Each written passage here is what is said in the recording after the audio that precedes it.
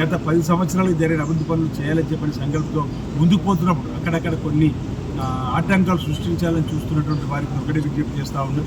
మీ ఆలోచనకు అనుగుణంగా, మీ సూచనలకు అనుగుణంగా మేము ముందుకు పోవడానికి అభివృద్ధికి సిద్ధంగా ఉన్నాం. రాజకీయాలకు అతీతంగా, పార్టీలకు అతీతంగా అభివృద్ధి చేసుకుందామని చెప్పి నేను ఇచ్చిన మాటకు కట్టుబడి ముందుకు సాగుతూ ఉన్నా. ఎక్కడ ఎవరికి ఇబ్బంది వచ్చినా, ఏదైనా సమస్యలో నా దృష్టికి తీసుకుని వచ్చినట్టయితే ఆ సమస్య పరిష్కారం కోసం నేను ప్రయత్నం చేస్తాను వాటి సందర్భంగా చెప్తూ, రాష్ట్ర ప్రభుత్వం కూడా అదే కోణంలో ప్రయత్నం చేస్తూ ఉంది. ప్రజాస్వామిక వాదుల యొక్క ఆలోచన సోషల్ తీసుకొని ముందుకు వెళ్ళాలని చెప్పనేటువంటి ఆలోచనలు ఉన్నట్టుగా ముక్కుసూటిగా కూడా మా గౌరవ ముఖ్యమంత్రి రేవంత్ రెడ్డి గారు ప్రజల ముందు అనేక సమస్యలు చెప్తున్నారు. ఈ ప్రభుత్వం వచ్చిన తొలినాల్లోనే అసెంబ్లీలోనే శ్వేతపత్రం విడుదల చేసి ఇంచుమించు 8 లక్షల కోట్ల అప్పుందని చెప్పినటువంటి సందర్భం. ఎందుకంటే ఉన్న విషయాన్ని చెప్తూ పరిపాలన సాగించాలని చెప్పినటువంటి ఆలోచనని ముందుకు పోతుంది తప్ప గత ప్రభుత్వంలాగా ఓవైపు ధనిక రాష్ట్రం అని చెప్పి లోన లోటారం పైన పటారం అని చెప్పండి. మన సామెత చూసినాం. పైన శర్వాణి అందరు పరేషాన్ అని, బహార్ శర్వాణి అందరు పరేషాన్ ఒక సామెత ఉంది. లోన లోటారం పైన పటారం. గత ప్రభుత్వాలు ధనిక రాష్ట్రం చెప్పి 8 లక్షల కోట్ల అప్పులకు తీసుకుపోయేదా కూడా ఈరోజు రాష్ట్రం ఇబ్బంది పడుతున్నప్పుడు కూడా వాళ్ళు ఉన్న వాస్తవాలు చెప్పలేరు. ఉన్న వాస్తవాలు గౌరవ ముఖ్యమంత్రి రేవంత్ రెడ్డి గారు చెప్పేటువంటి ప్రయత్నం చేస్తే ఒకరిద్దరికి వారికి విమర్శనగా కనిపించే వాళ్ళు మాటలు కూడా మేము ఇంతకుముందే ఖండించడం జరిగింది.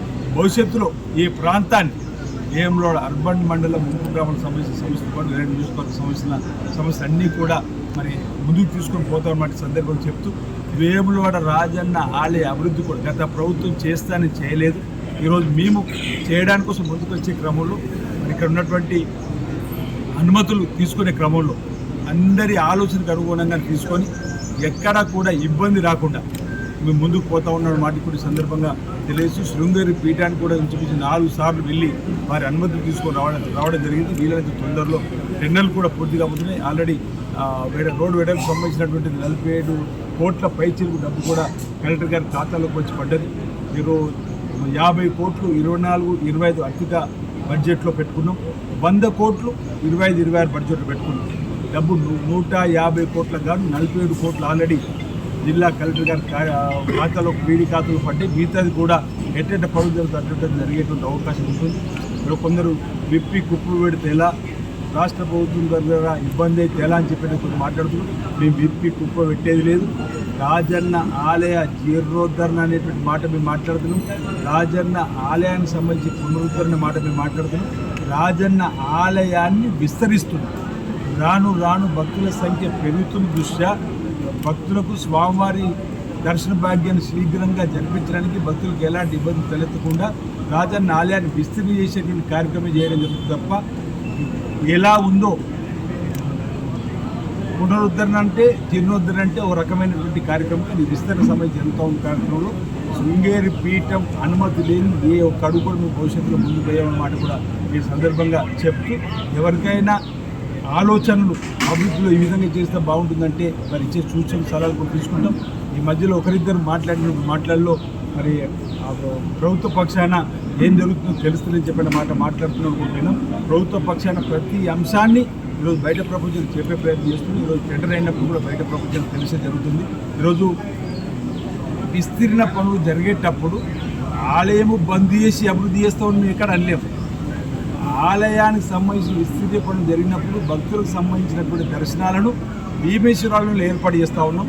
దేవాలయానికి సంబంధించినటువంటి పూజా కార్యక్రమాలు ఉదయం నుంచి రాత్రి వరకు యథావిధిగా ఇక్కడ జరుగుతాయి. దానికోసం ఎవరు కూడా అనుమానాలు పెట్టుకోవాల్సిన అవసరం లేదు.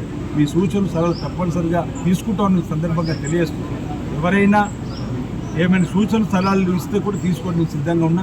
ఇప్పటికే అనేక మంది నాకు ఇచ్చిన సూచనలు సలహాలను ఈరోజు ఈ విస్తీర్ణలో భాగంగా ఏర్పాటు చేయడం జరిగింది.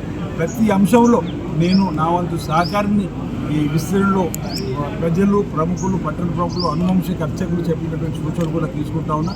ఇక ముందు కూడా ఇంకా అనువంశిక అర్చకులకు సంబంధించి కానీ, వేరే పట్టణ ప్రముఖులు కానీ, వివిధ రాజకీయ పార్టీకి సంబంధించిన నేతలు కానీ, లేదు ఈ మధ్యలో పరిరక్షణ కమిటీగా ఉన్నటువంటి మిత్రులు ఎవరైతే ఉన్నారో వారిచ్చే సూచనలు కూడా తప్పనిసరిగా తీసుకొని ముందుకు పోదామన్నమాట. రాజన్న భక్తుల మనోభావాలకు అనుగుణంగా మనం అభివృద్ధి చేసుకుందన్నమాట. ఎక్కడా కూడా ఇందులో రాజకీయాలకు తావు లేకుండా ఎవరెన్ని మాట్లాడినా నేను దాన్ని మోల్డ్ చేసుకుంటున్నా, దాన్ని పాజిటివ్ దృక్పథంలో చూస్తూ ఉన్నా ఎవరేం చెప్పినా. ఎందుకంటే ఇది రాజన్న ఆలయానికి సంబంధించిన అంశం కాబట్టి, ఆధ్యాత్మికానికి సంబంధించిన అంశం కాబట్టి ఇందులో రాజకీయాలకు ఎలాంటి అవకాశం ఇవ్వకుండా మనం భక్తి భావాన్ని పెంపొందించే విధంగా ఆధ్యాత్మిక భావం పెంపొందించుకునే విధంగా వచ్చే భక్తులకు మెరుగైనటువంటి సేవలు అందించుకునే విధంగా ఇంకేమేమి కార్యక్రమం చేస్తే బాగుంటుందో మీరు ఇచ్చే సూచనలు సలహాలు తప్పనిసరిగా ఈ ప్రభుత్వం వింటుంది, అమలు చేసి క్రమంలో ముందుకు వస్తుందని చెప్పినమాట. నేను చెప్పింది నడవాలని చెప్పిన ఆలోచన మాలో ఏ కోశాన లేదు. ఇప్పటికే ఈ 3-4 మార్లు శృంగేరి పీఠానికి వెళ్ళినప్పుడు ఎవరెవరు ప్రముఖులు, ఎవరెవరు వారికి సంబంధించినటువంటి వాళ్ళకి ఈ విధంగా చేస్తే బాగుంటుందంటే అవన్నిటిని చర్చించిన తర్వాతనే మేము ముందుకు పోయే ప్రయత్నం చేస్తున్నాం. ఇప్పటికీ ఇంకా ఈ విధంగా పోతే ముందుకు బాగుంటుందంటే కూడా ఆ సూచన సలహాలు కూడా తీసుకొని మేము ముందుకు పోతామన్న మాటని సందర్భంగా నేను తెలియజేస్తూ రాబో రోజుల్లో కూడా అంటే మేము వినడానికి సిద్ధంగా ఉన్నామన్నమాట చెప్పడం కోసం ప్రయత్నం చేస్తూ ఉన్నా. ఎదుటి వారు చెప్పేటువంటి పరిరక్షణ సమితి పేరిట ఉన్నటువంటి మిత్రబృందం కానీ, అనువంశ వారు అర్చకులు చెప్పేసినటువంటి మిత్రబృందం కానీ, వివిధ రాజకీయ పార్టీకి సంబంధించినటువంటి నాయకులు ఏదైతే చెప్పేటువంటి కార్యక్రమం కానీ, పట్టణ ప్రముఖులు కానీ, రాజన్న భక్తులు కానీ ఎవరైతే చెప్పారో దాన్ని మేము పాజిటివ్ దృక్పథంలో తీసుకుంటాం, పాజిటివ్ కోణంలోనే దాని గురించి ఆలోచిస్తాం. అది అమలయ్యడానికి కోసం శత విధాల శాశక్తుల ప్రయత్నం చేస్తూ ముందుకు సాగుదామని చెప్పి సందర్భంగా తెలియజేస్తాం.